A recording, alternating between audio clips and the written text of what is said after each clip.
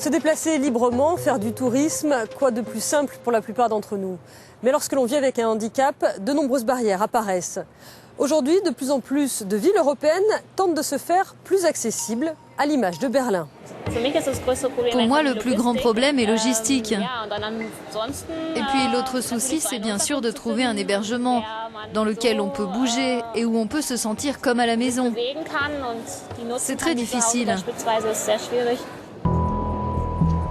Dans la plupart des pays européens, l'accessibilité est un impératif désormais inscrit dans la loi. Mais sa mise en œuvre prend du temps et beaucoup reste à faire.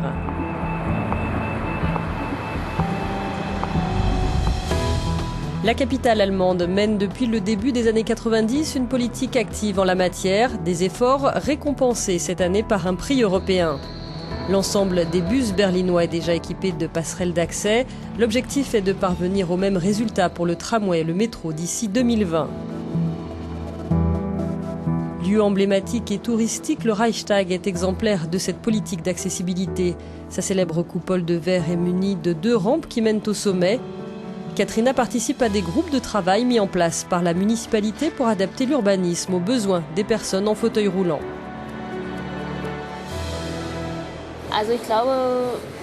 Je pense qu'il est difficile de dire que seules les choses que l'on construit sont importantes pour avoir, je dirais, une vie semblable à celle des autres. Je crois que bien plus de choses sont nécessaires. Il faut par exemple que les mentalités changent. Et c'est pourquoi il n'est pas seulement important de construire sans barrière, mais aussi de se pencher sur ce problème en général, et notamment sur la perception de ce qu'on appelle le handicap. Comment créer une ville à portée de main pour tous? De nouvelles pistes sont sans cesse explorées, comme ces maquettes tactiles, multisensorielles, de plus en plus utilisées, notamment dans les musées. Car accéder à l'information et à la culture est aussi important qu'accéder à des bâtiments.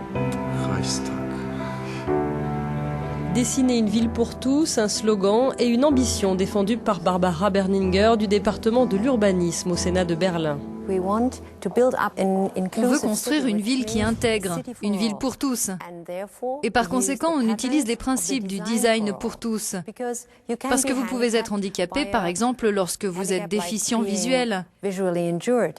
Mais moi, j'étais handicapée lorsque j'avais 2 enfants en poussette. L'accessibilité est un problème vaste et complexe. Les besoins sont aussi différents selon les types de handicap, visuel, moteur, mais aussi auditif et mental. Berlin développe des partenariats avec d'autres villes pour tenter de trouver des solutions efficaces. Lorsqu'on réunit des acteurs de nombreuses villes européennes, on est plus fort.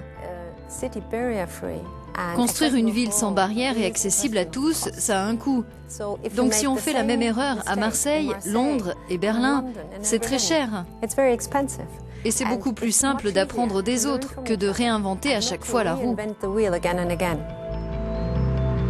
L'Union européenne a franchi un pas important en signant la Convention des Nations Unies pour les droits des personnes handicapées.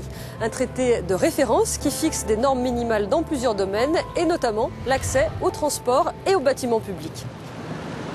La gare principale de Berlin, la plus grande d'Europe, répond à beaucoup de critères d'accessibilité. Elle a été entièrement rénovée il y a 7 ans. Elle dispose d'une trentaine d'ascenseurs à annonce vocale. Au sol, des lignes rugueuses guident les déficients visuels. Et pourtant, des obstacles insoupçonnés demeurent. Il y a beaucoup de gens qui posent leurs bagages sur cette ligne. Ils ne réalisent pas que c'est une ligne qui permet aux aveugles de se diriger. Ils pensent qu'elle est là seulement pour décorer. Obergeschoss 2, Bahnsteig 13 und 14. Rüdiger Leitner est l'un des responsables de NATCO, le principal organisme allemand qui informe et sensibilise sur le thème du voyage accessible. Il y a encore beaucoup de choses à faire, même à Berlin. On a une gare moderne, mais dès qu'on sort de la gare, il n'y a pas de bande podotactile au sol. Donc, quand on veut prendre un bus ou un taxi, on a toujours besoin d'être aidé et accompagné.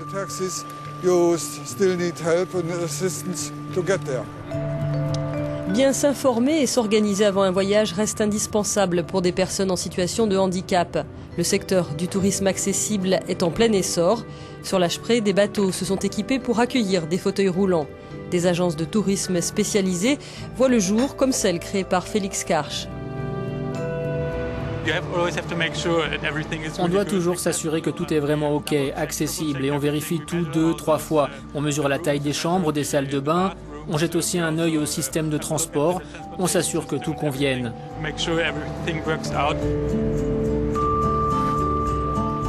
Face au handicap, les villes s'adaptent progressivement. Mais il faudra encore beaucoup de temps pour lever toutes les barrières mentales et physiques et permettre à tous de vivre et voyager librement.